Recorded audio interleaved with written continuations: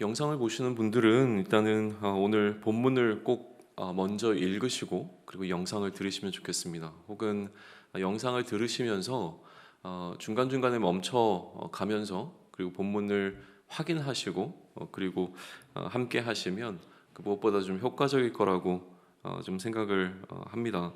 파트 A의 목적은 본문이 무엇을 말하고 있는가라고 하는 것을 우리가 살펴보는 것 이외에 성경 말씀을 어떻게 해석하고 또 이해할 것인지에 관한 전반적인 좀 성경 공부의 느낌도 우리가 좀 포함시키고 있기 때문에요.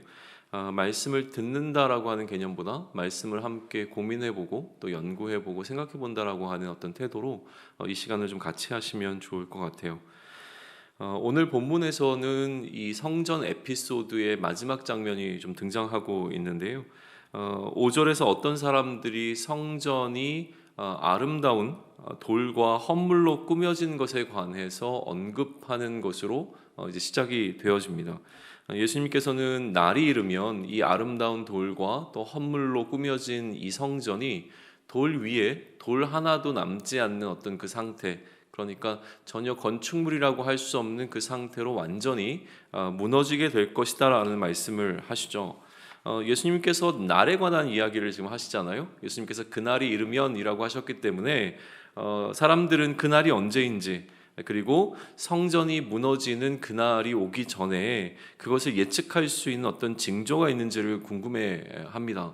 우리는 징조라는 말이 익숙하지는 않죠. 우리에게는 어떤 조짐이라고 하는 것이 훨씬 더 자연스러운 표현일 텐데 성전이 무너질 조짐이 언제 보이겠는가, 어떤 현상들이 일어나겠는가를 이제 물은 것이죠. 예수님은 이 질문에 답하시기 전에 오히려 그날의 징조로 오해할 수 있는, 그날이 임박했다고 오해할 수 있는 두 가지 현상에 관해서 말씀을 하세요. 첫 번째는 자신이 예수님이라고 주장하는 사람들이 많이 나타나서 그날이 가까웠다고 할 것이니 이들에게 미혹되지 말라고 말씀을 하시는 거죠. 두 번째는 난리와 소요의 소문을 듣게 될 것이라는 이야기를 하세요. 이런 소문이 들리면 혹시 지금이 예수님께서 말씀하신 그날이 아닌가? 라는 생각이 들 텐데 그렇지 않다고 말씀을 하시는 거죠. 그렇다고 전쟁과 소요가 안 일어난다라는 말씀을 하시는 것은 아니고요. 그날이 있기 전에도 이 전쟁과 소요는 일어날 텐데 그렇다고 성전이 무너지는 그날이 바로 임하는 것은 아니라고 말씀을 해 주세요. 그리고 10절과 11절에서 이러한 난리와 소요의 소문들이 어떠한 것인지에 관한 보충 설명이 이어지게 되어집니다. 누가복음 21장 10절과 11절을 제가 읽어드리면 또 이르시되 민족이 민족을 나라가 나라를 대적하여 일어나겠고 곳곳에 큰 지진과 기근과 전염병이 있겠고 또 무서운 일과 하늘로부터 큰 징조들이 있으리라 라고 말씀을 하고 계시죠. 그러니까 지금 예수님께서는 그날이 언제 오며 그날의 징조가 무엇인가를 이해하기 전에 그날로 오해될 수 있을 만한 어떤 현상들을 이야기하시면서 그런 현상들이 일어나도 헷갈리거나 미혹되지 말아라라는 말씀을 지금 하고 계시는 거예요. 미혹하는 자가 나타나고 난리와 소요가 일어나는 이 두 가지 현상이 그날이 가까웠음을 의미하지 않지만 이 현상들이 일어날 것은 분명하다는 것을 말씀해 주고 계시죠. 그리고 이 현상들이 일어나기 전에 또 일어나는 일이 있는데 그것이 무엇이냐면 바로 박해라고 말씀을 해주세요. 박해가 시작될 것에 관해서 알려주시죠. 예수님의 이름으로 박해를 받고 투옥당하게 되어주고요. 그리고 재판에 넘겨지게 될 것이라고 하는 이야기를 12절에서 해주십니다. 그런데 13절을 보시면 이 일이 도리어 너희에게 증거가 될 거라고 하는 말씀을 해주시죠. 박해를 받는다고 하는 사실이 오히려 증거가 된다라고 하는 말씀을 어떻게 해석하면 좋을까요? 그러니까 무슨 증거인가라고 하는 것이 지금 빠져 있는데 이들이 예수님의 사람이라고 하는 것에 대한 증거라고 우리는 해석해 볼 수 있을 것 같습니다. 오히려 이 시기에 우리가 박해를 받게 되어진다면 그 박해는 우리가 그리스도의 사람이라고 하는 것을 나타내주는 증거가 될 것이다 라고 하는 것으로 이해될 수 있는 이야기죠. 그렇기에 예수 그리스도의 이름으로 말미암아 우리가 재판에 넘겨지게 되었을 때, 예수님의 이름으로 말미암아 박해를 받고 투옥되어지고 재판에 넘겨지는 상황에 처하게 됐을 때 예수님께서는 우리로 하여금 자신을 어떻게 변호할 것인지에 대해서 걱정하지 말라고 말씀을 해 주세요. 그 상황이 되어지면, 그 상황이 오게 되어지면 언변과 지혜를 주셔서 우리가 그 상황을 능히 감당할 수 있게끔 해주실 것이라고 말씀을 해주시기 때문에 그런데요, 어떤 법정 논쟁의 상황에서도 상대를 압도할 수 있는 말과 또 지혜를 우리에게 주시겠다는 약속을 해주시고 계시는 거죠. 그게 14절과 15절의 이야기예요.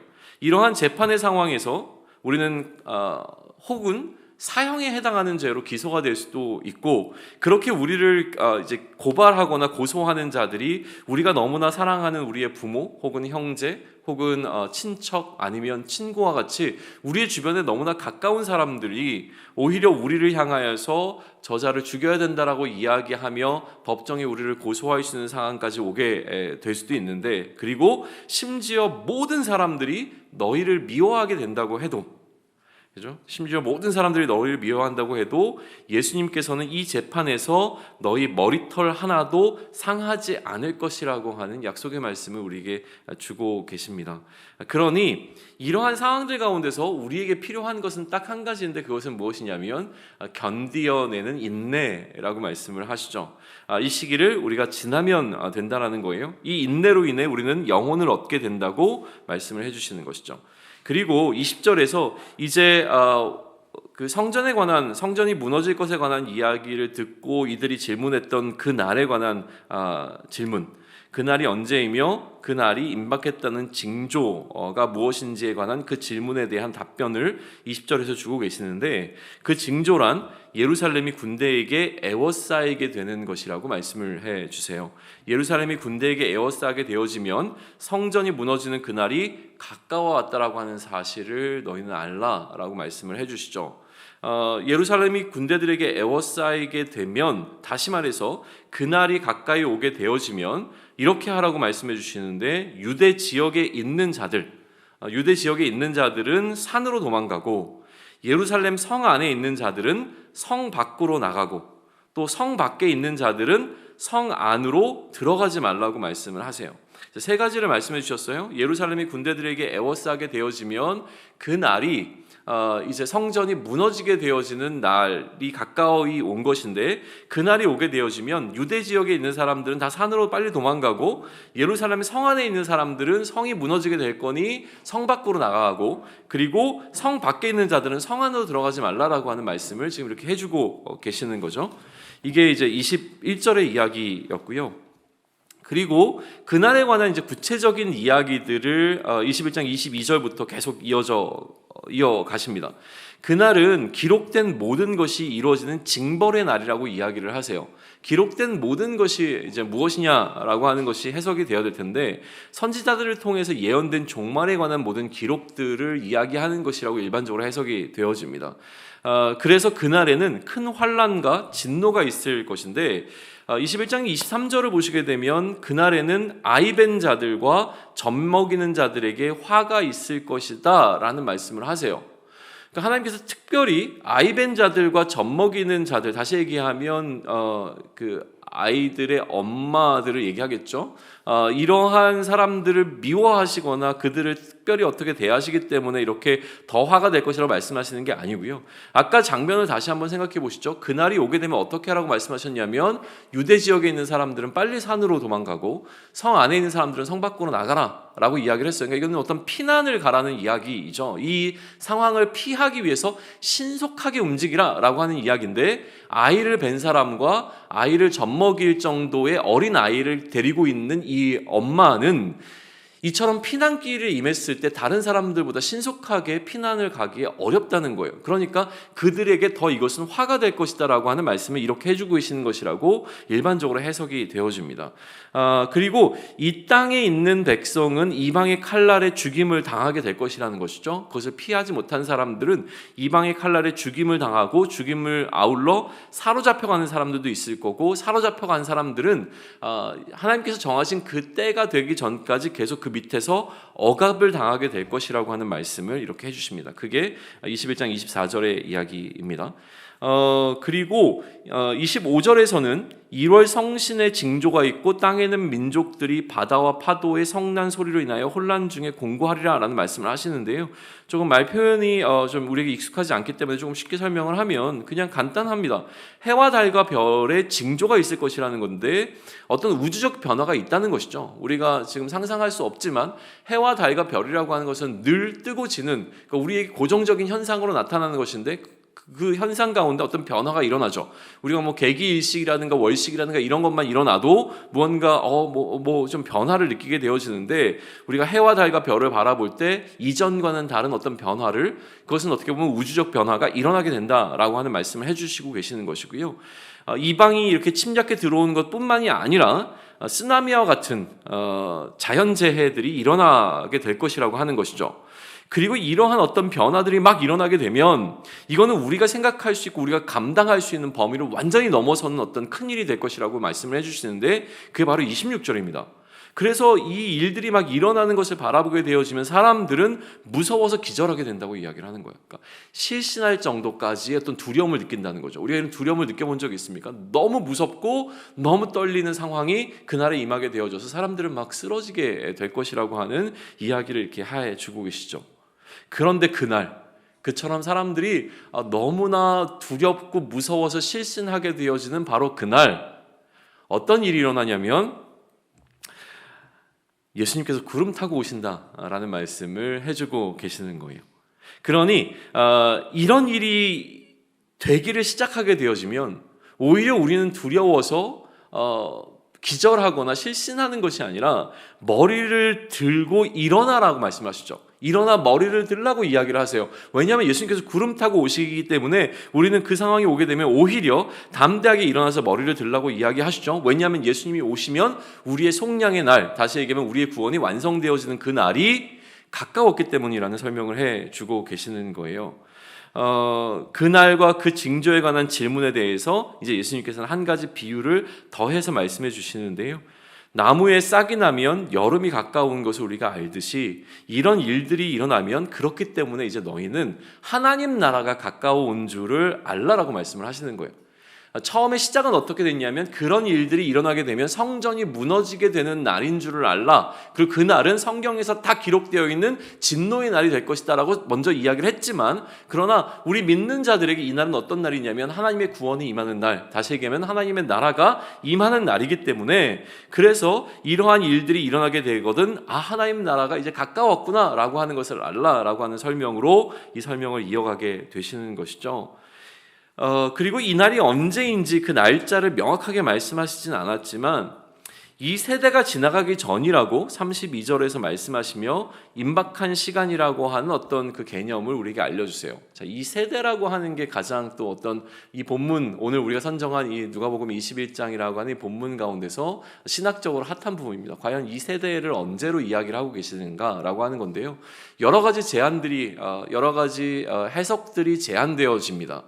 일반적으로 이거를 좀 묶어서 얘기를 하면 그냥 지금 현재 예수님께서 말씀하시고 이 말씀을 직접 그 보이스를 다이렉트로 듣고 있는 그 세대, 예수님과 동시대를 살았던 그 사람들의 세대가 다 끝나기 전이라고 해석하는 게 이제 첫 번째이고요.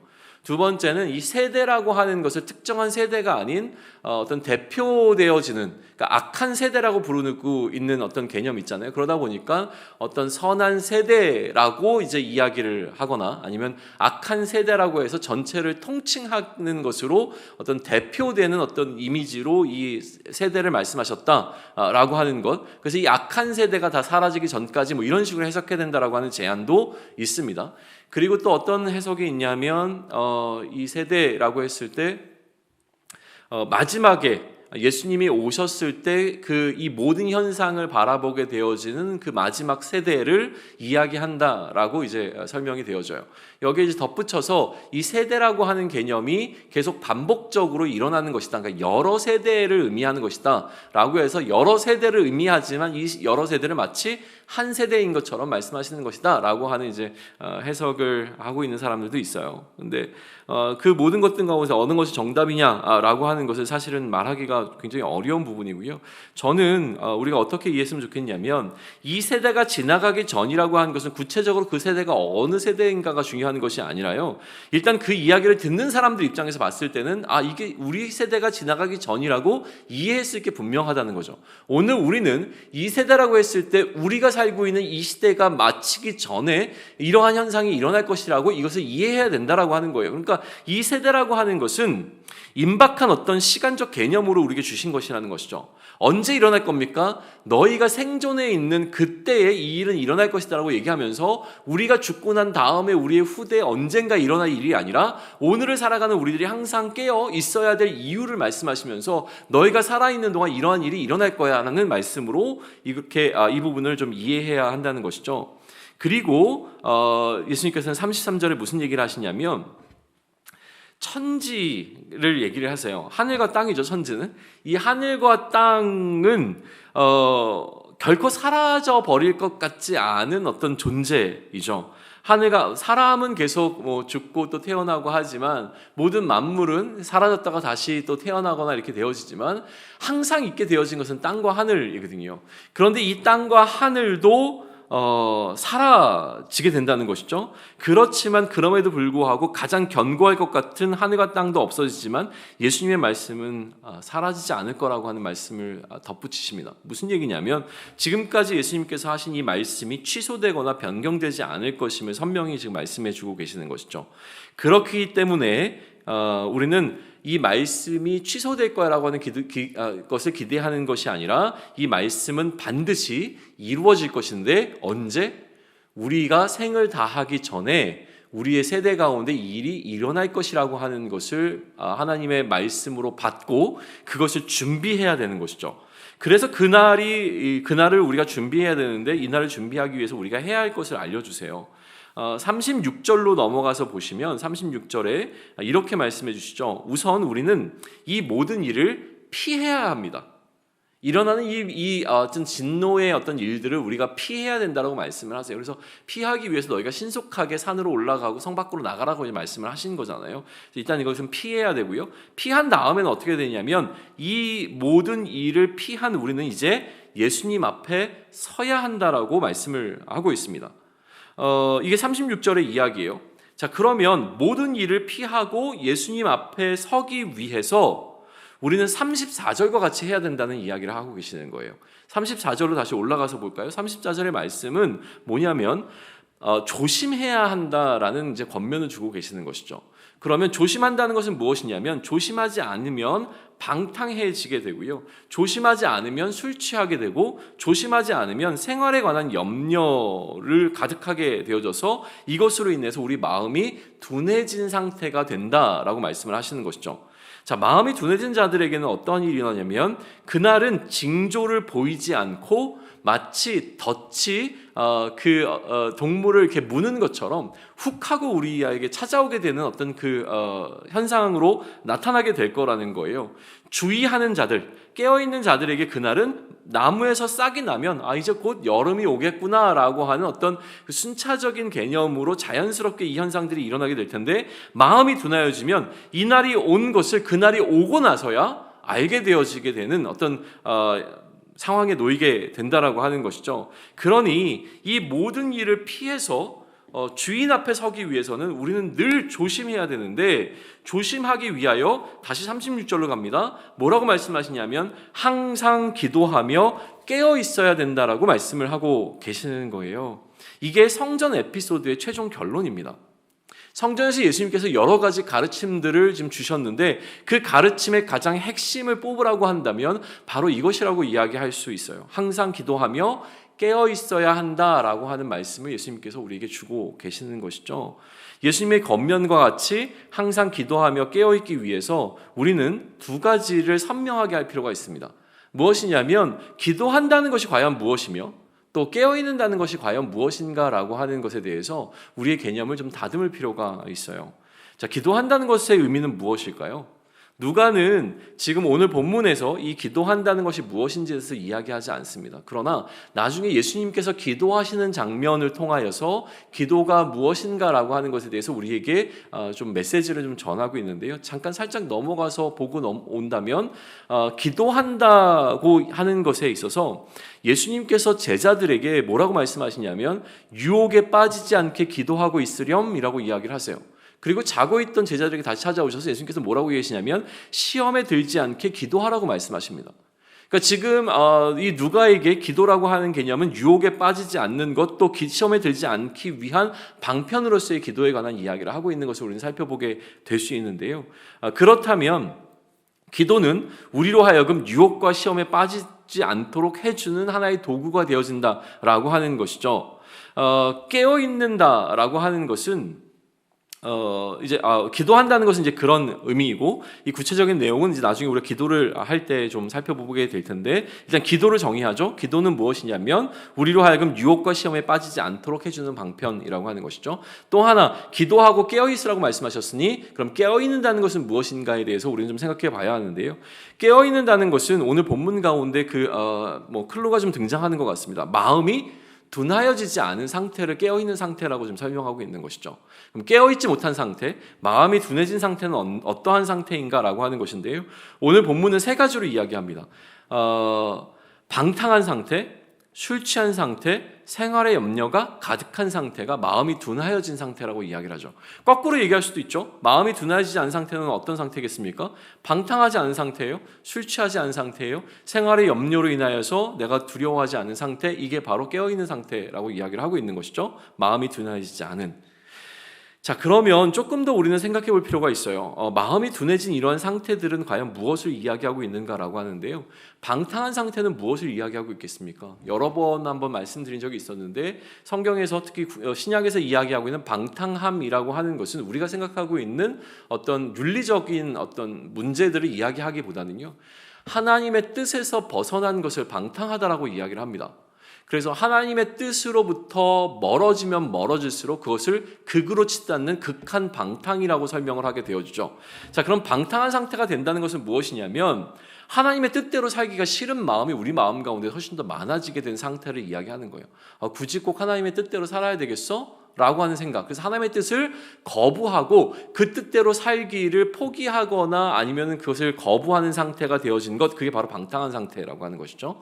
그러면 술 취한 상태는 무엇일까요? 술 취했다는 것은 내가 술을 마셨다는 이야기죠. 술을 마신다는 건 그 술을 마심이 나에게 주는 그 만족감을 누리기 위한 상태라고 본다면, 이 술 취함이라고 하는 것은 모든 이 방탕함의 어떤 대표되는 현상으로 이제 표현되어지는 것인데, 하나님의 뜻을 거부한다고 하는 것은 결국은 나의 뜻대로 하겠다고 하는 것이죠. 그러니까 나의 욕망대로 살아가고 있는 상태를 대표하는 것으로 이 술 취함의 문제를 우리는 이야기해 볼 수 있다는 거예요. 내가 술에 취해 있다는 상태는 내가 원하는 대로 나의 만족을 누리며 내가 하고자 하는 욕망과 욕구를 추구하며 살아가는 그 삶을 살게 되어지는 상태, 그 상태가 바로 마음이 둔해진 상태라고 하는 것이죠.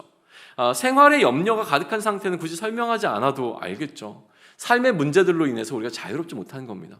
삶의 문제가 우리의 발목을 잡아서 그것으로 인해서 걱정하고 근심하면서 우리는 거기에 매여 있는 삶을 살게 되는 것, 그래서 그것에 끌려가는 삶을 살게 되어지는 그 상태, 이게 우리의 마음이 둔해진 상태, 또 깨어있지 못한 상태가 된다라는 이야기를 하세요. 그러니까 이런 상태에서 벗어나 깨어있기 위해서 필요한 것이 무엇이라고 말씀하시냐면 한마디로 기도하라 라고 이야기를 하시는 것이죠. 이 모든 상태에서 깨어나기 위해서 우리는 벗어나기 위해서 또 깨어있기 위해서 우리에게 필요한 것은 기도라는 거예요. 결국 결론은 기도죠. 기도해야만 합니다. 기도가 만병통치약처럼 느껴지는 때가 좀 많이 있습니다. 뭐만 얘기하면 기도합시다, 기도하면 됩니다, 기도만이 답입니다 라는 이야기를 듣게 되어지니까요. 혹 오늘 이 본문을 우리가 다 듣고 난 이후에 또 기도야? 라는 생각이 들어올 수도 있습니다. 그러나 모든 상황에서 기도하자라고 하기에 기도는 우리에게 옵션이기는 하지만 답이 아닌 것처럼 여겨지는 것처럼 좀 값이 떨어진 느낌이에요. 왜냐하면 너무 기도라고 하는 이야기를 많이 하다 보니 기도는 뭔가 하기는 해야 되는 것이지만 기도만이 과연 정답일까? 기도가 답이 아니라 기도는 우리가 해야 되는 것은 분명하지만 기도 말고 또 다른 무엇이 있지 않을까라는 어떤 생각을 하게 되어주죠. 그런데 기도가 정말 무슨 답이 되겠냐라고 말하기 전에 우리는 지금 예수님께서 말씀하시는 이처럼 깨어있기 위하여 기도를 과연 하고 있는가라고 하는 질문을 먼저 던져보는 게 필요하다는 생각을 합니다. 지금 예수님께서는 길게 말씀하시면서 우리에게 너희가 그날을 임박한 그날을 준비하기 위하여 깨어 있어야 되는데 이 깨어 있기 위하여 기도하라고 말씀하세요. 그래서 너희가 유혹에 빠지지 않도록 기도하고 시험에 들지 않도록 기도하라고 말씀하시는데 과연 우리가 우리의 삶을 통하여서 이러한 기도를 드리고 있는가라고 하는 것을 먼저 점검해 볼 필요가 있다는 생각을 하게 되어집니다. 내가 깨어 있기 위한 기도를 하고 있는가를 다시 한번 돌아보고 주목해 볼 수 있으면 좋겠고요. 그리고 내일 이 시간에 이 깨어있기 위한 기도가 과연 무엇인지에 대해서 우리가 함께 고민해 보면 좋겠습니다.